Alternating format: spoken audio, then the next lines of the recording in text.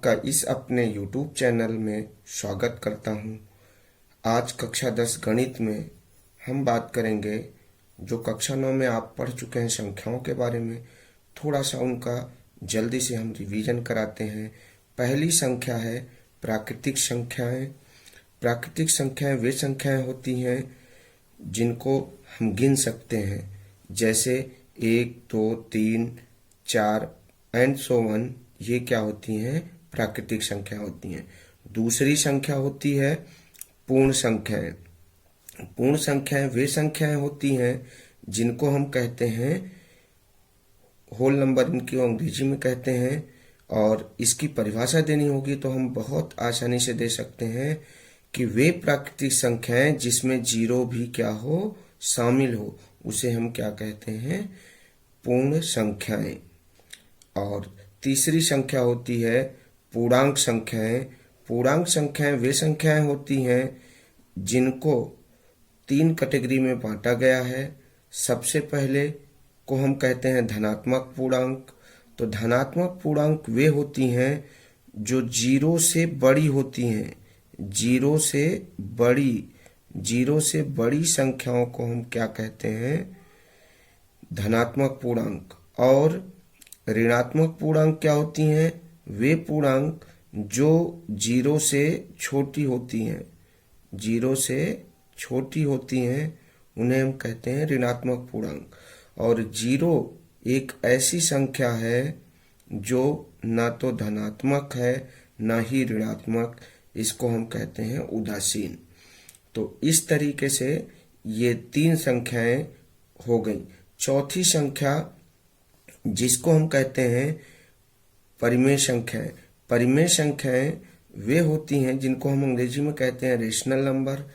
तो वे संख्याएं जिनको हम P/Q के रूप में व्यक्त कर सकें, लेकिन कंडीशन ये है कि P और Q क्या होंगे? सह अभाज्य होंगे। P और Q क्या होंगे? सह अभाज्य होंगे। सह अभाज्य क्या होते हैं वो अभी इसी में बता रहे हैं, फिर भी हम आपको एक बार याद करा दें। सहअभाज्य ऐसी संख्याएं होती हैं जिन 2 या 2 से अधिक संख्याओं का मासा 1 होता है, उन्हें हम क्या कहते हैं? सहअभाज्य। तो और एक कंडीशन ये भी ध्यान रखना कि ये P और Q तो हमारी सहअभाज्य होनी चाहिए, साथ साथ जो Q है ये कभी भी जीरो नहीं होना चाहिए, अर्थात हमारा हर जीरो नहीं होना चाहिए। ये चीज हमें ध्यान रखना है। अगर हर जीरो हुआ तो वे परिमेय संख्याएं नहीं होंगी। अब अगर इसमें उदाहरण की बात करें हम, तो उदाहरण में हम कह सकते हैं कि अब 1/2, 5/7, 1/11, ये सभी क्या हैं? परिमेय संख्याएं हैं। एक चीज और याद रखना है कि अगर हम ये कहें कि 0/5, तो ये भी क्या है? एक परिमेय संख्या है, क्योंकि ये हमारी इस परिभाषा को पूरी तरीके से फुलफिल करता है। उसके बाद अगर हम बात करें और इसको अगर सिद्ध करने की बात आएगी तो सिद्ध हम ये करते हैं कि ये है P और ये है Q। P/Q के रूप में है और Q is not equal to 0, और ये दोनों क्या हैं? सहअभाज्य हैं, इसलिए यह क्या होगी? परिमेय संख्या होगी। इसके बाद बात करते हैं हम अपरिमेय संख्याओं की। तो अपरिमेय संख्याएं वे होती हैं जिन्हें हम P/Q के रूप में नहीं दर्शा सकते। जिन्हें हम P/Q के रूप में नहीं लिख सकते, उन्हें हम क्या कहते हैं? उन्हें हम कहते हैं अपरिमेय संख्याएं।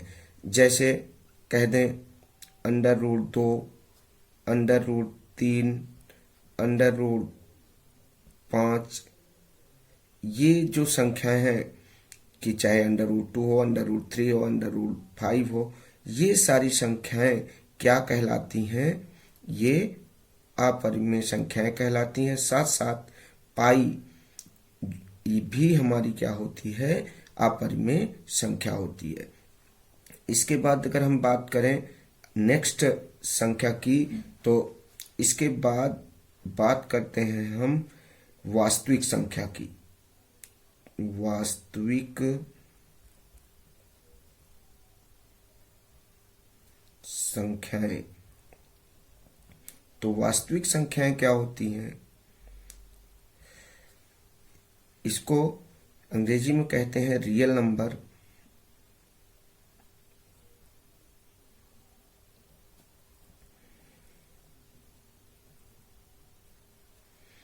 तो ये रियल नंबर क्या होती हैं, इसीलिए इनको आर से डिनोट किया जाता है।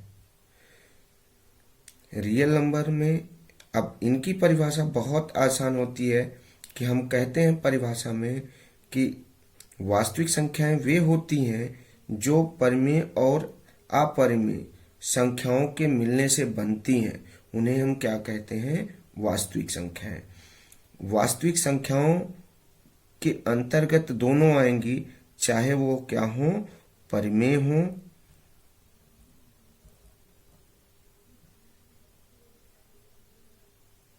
या फिर अपरिमेय हो। चाहे वो परिमेय संख्याएं हों और इनके अलावा क्या हो, अपरिमेय संख्याएं।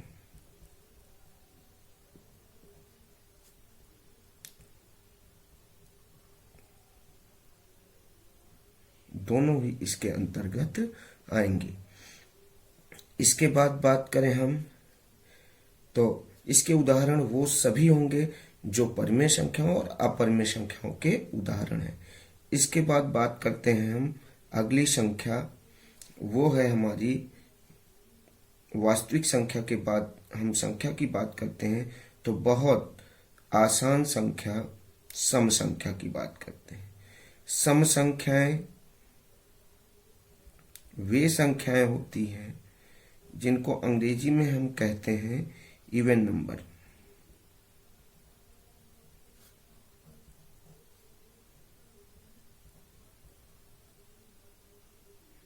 इवन नंबर क्या है? इवन नंबर ऐसी संख्याएं होती हैं, यानी वे संख्याएं जो दो से पूर्णतः विभाजित हो जाएं, जो दो से पूर्णतः विभाजित हो जाएं।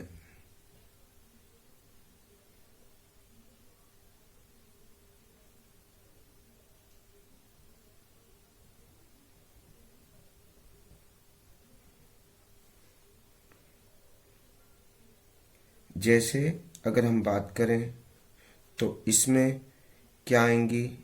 2, 4, 6, 8, 10, 12 and so on.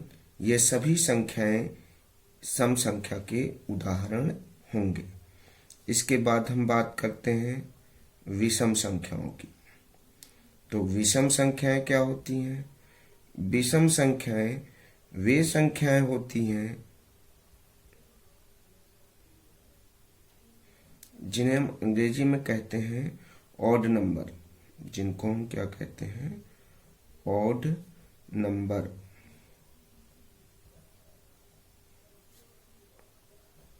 Odd number क्या होती हैं?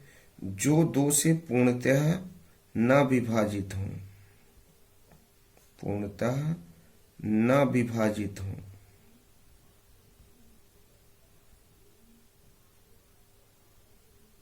उन्हें हम क्या कहते हैं?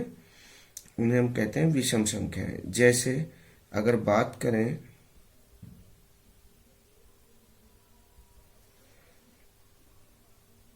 तो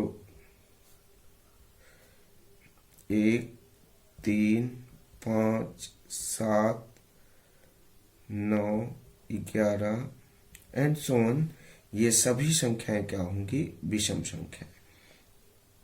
इसके बाद और ये याद रखिए कि ये केवल इस पाठ के रिवीजन के लिए नहीं है, अभी इसको सांख्यिकी के अंतर्गत भी पढ़ेंगे, वहां भी इस संख्याओं का बहुत यूज होने वाला है।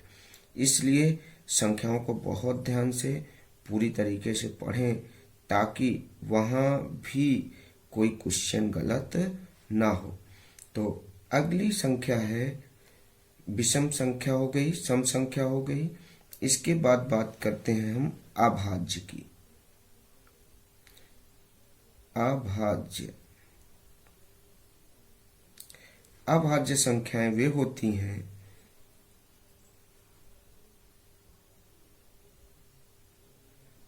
अभाज्य संख्याएं वे होती हैं जिनको परिभाषित कैसे करते हैं।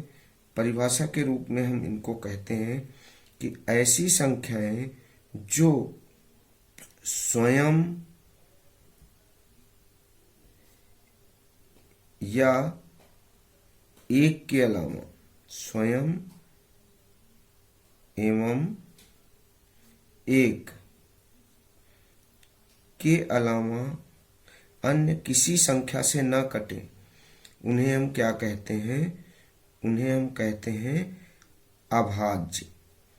ये ध्यान रखना है कि सब प्रथम और सम अभाज्य संख्या होती है 2। ये ध्यान रखना कि अगर हम एग्जाम्पल की बात करें तो 2 से शुरुआत होती है अभाज्य संख्याओं की। ये 2 प्रथम सम अभाज्य संख्या है, उसके बाद 3, उसके बाद 5, उसके बाद 7, इसके बाद तमाम ऐसी संख्याएं हम और ले सकते हैं जो या तो स्वयं से कटें और या तो एक से कटें, इसके अलावा अन्य किसी भी संख्या से ना कटें, उन्हें हम कहते हैं अभाज्य। इसके बाद अगली संख्या की बात करते हैं तो वो संख्या है भाज्य संख्या। तो अगर अभाज्य आपको याद हो गई तो भाज्य तो बड़े आसानी से याद हो जाएगी। भाज्य संख्याएं वे होती हैं जो स्वयं और एक के अलावा अन्य किसी भी संख्या से कट जाएं। अगर स्वयं और अन्य के अलावा किसी भी संख्या से कट जाएं तो उन्हें हम क्या कहते हैं? ये क्या था? स्वयं और एक से न कटें, और ये है स्वयं और एक से कट जाएं। ये स्वयं और एक के अलावा अन्य किसी भी संख्या से कट जाएं। ठीक, ये क्या था? एक और इसके अलावा स्वयं अन्य किसी भी संख्या से ना कटें, अन्य किसी भी संख्या से न कटें, और ये किसी भी संख्या से कट जाएं। ये अंतर है दोनों में, ये ध्यान रखना है। तो भाज्य संख्याएं वे होती हैं जो स्वयं और एक को छोड़कर अन्य किसी भी संख्या से कट जाएं, और ये अन्य किसी भी संख्या से न कटें। ये ध्यान रखना, ये किसी संख्या से न कटें और ये अन्य किसी संख्या से कट जाएं। तो ये अंतर है, इसको ध्यान रखिएगा। अब इसमें कोई भी संख्या ले सकते हो, जैसे 6 है। अब 6 को हम 2 से भी डिवाइड कर सकते हैं, 3 से भी कर सकते हैं, 6 से भी कर सकते हैं। तो ये किसका उदाहरण हुआ? भाज्य का। ठीक, इसके अलावा ऐसे हम किसको कह सकते हैं? 12 को। तो 12 3 से भी कट सकता है, 2 से भी कट सकता है, 4 से कट सकता है, 6 से कट सकता है, 12 से कट सकता है। तो ये सभी संख्याएं क्या हुई? इस तरीके से 18 एंड सो ऑन, बहुत सारी संख्याएं हैं जो कि भाज्य संख्याएं होंगी। अब अंत में बात करते हैं जो कि एग्जाम में पूछी भी जा चुकी है, केवल संख्या के बारे में ही पूछा गया है, और इसको हम आपको परिमेय संख्याओं में बता भी चुके हैं। तो ये है क्या? इसको ध्यान से समझना है कि सबसे पहले इसमें हमें ध्यान रखना है वो क्या है? सह अभाज्य संख्याएं। क्या है? सह अभाज्य संख्याएं। तो सह अभाज्य संख्याएं क्या होती हैं? ऐसी संख्याएं जिनका मासा क्या होता है? ऐसी 2 या 2 से अधिक संख्याएं जिनका मासा 1 होता है, उन्हें हम क्या कहते हैं? सह अभाज्य संख्याएं। जैसे अगर हम बात करें, मान लो 3 और 5। अब 2 संख्याएं हमने लिया, तो 3 और 5 का मासा 1 होगा, अतः यह दोनों क्या होंगी, सह अभाज्य होंगी। जैसे दूसरी संख्या हम लेते हैं 4 और 7। अब 4 और 7 का मासा 1 होगा, अतः यह भी क्या होंगी, यह भी एक सह अभाज्य संख्या होंगी। इस तरीके से हम कोई भी संख्या ले सकते हैं जिन संख्याओं का मासा क्या हो, मासा हो 1। जैसे 5, 11, तो ये क्या है, इनका मासा 1 है, अतः ये क्या है, सह अभाज्य। तो इन संख्याओं का आप रिवीजन करें। इसके बाद हम नेक्स्ट वीडियो में आपको आगे बताएंगे कि इसके बाद बात करेंगे यूक्लिड विभाजन प्रमेय की, और उसके उदाहरण की बात करेंगे। फिर हम स्टेप बाय स्टेप एक एक सवाल आपको पूरा एनसीईआरटी सॉल्यूशन देंगे, साथ साथ होमवर्क भी देंगे। Thank you for watching this video. धन्यवाद।